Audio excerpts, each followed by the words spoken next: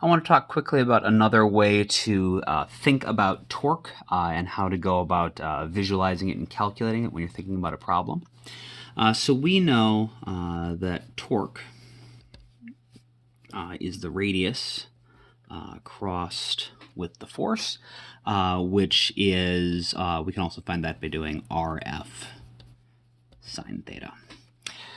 And this is what we derived the other day, and we know from our cross product video that another way to think of this RF sine theta thing, what we're doing when we take a cross product, is we're multiplying the magnitude of one vector by the component of the other vector that is perpendicular to it. And so one way to think of the torque is we take the radius vector times the component of the force that is perpendicular to it. And that's not surprising. The component of the force that is perpendicular to the radius is just the tangential force. So that's just Ft, and so we get the torque is equal to the radius times the tangential force, which is something we came up with during our derivation the other day. But there should also be another way to interpret this. Remember, when we're doing cross products, you could actually take either vector as your base vector and multiply it by the component of the other one that is perpendicular to it. And so that must mean that torque is also equal to the component of the radius that is perpendicular to the force times the magnitude of the force. And so let's,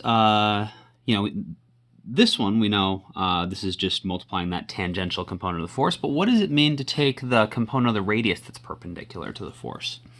So let's imagine again, we'll set up a little wrench that is trying to twist a bolt.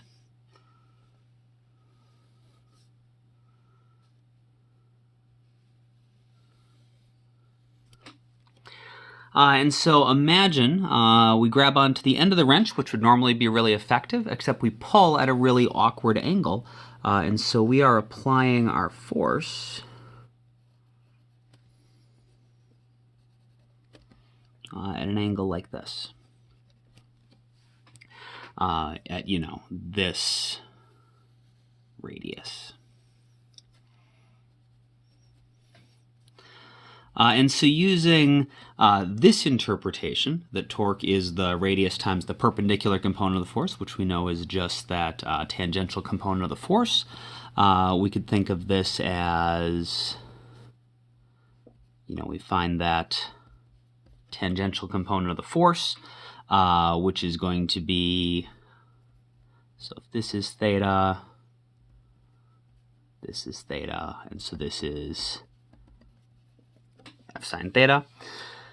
And so applying our force at angle theta is just as effective as if we had just applied this smaller force, this tangential force, at the same radius, but applied it perpendicular. And so you can think of this equation, where you're applying the perpendicular component of the force, as describing sort of like what the smaller force we could have used that would have done the same thing if we applied it at the optimal angle.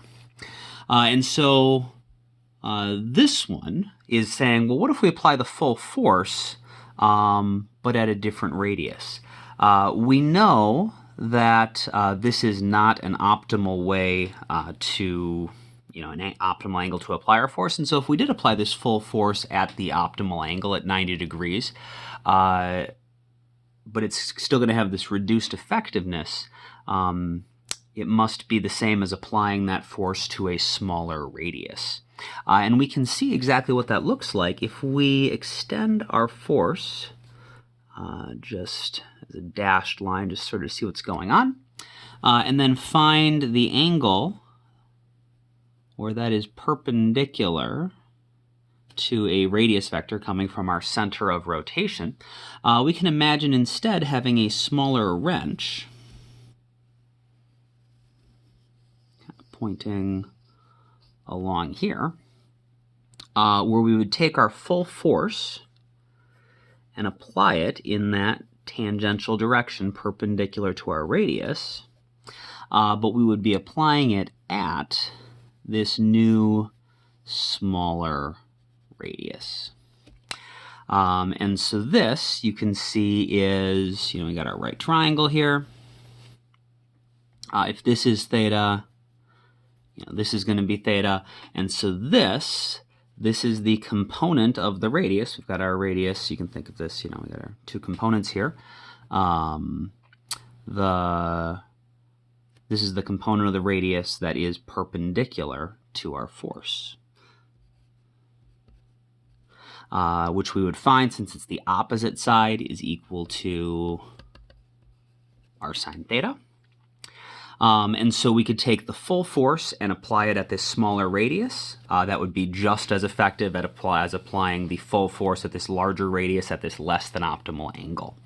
And what this is called, this smaller radius that is perpendicular to the force, so the sort of the effective radius that we are applying our force at, this is called the moment arm.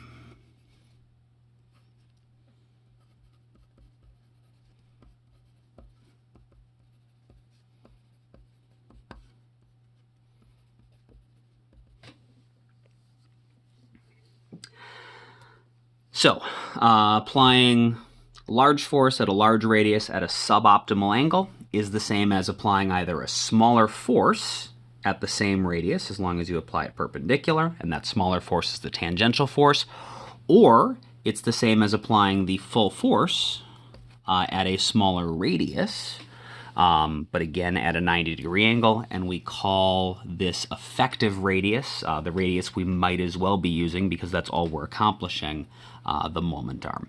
And so as you are doing problems, and depending on how your brain works, different people are going to have different levels of comfort with different equations. Some people are going to prefer this version. Some people are going to like to visualize it as this perpendicular component of the force, some this perpendicular component of the radius. The cross product, this usually is not great for visualization, but it's just sort of what the relationship is. There will be some problems we do later, though, where understanding what these moment arms are is going to help us take some shortcuts and just visualize what's going on. But for now, you can just sort of keep that in your back pocket and be aware that there's these sort of different ways you can think about what's going on when we do R cross F.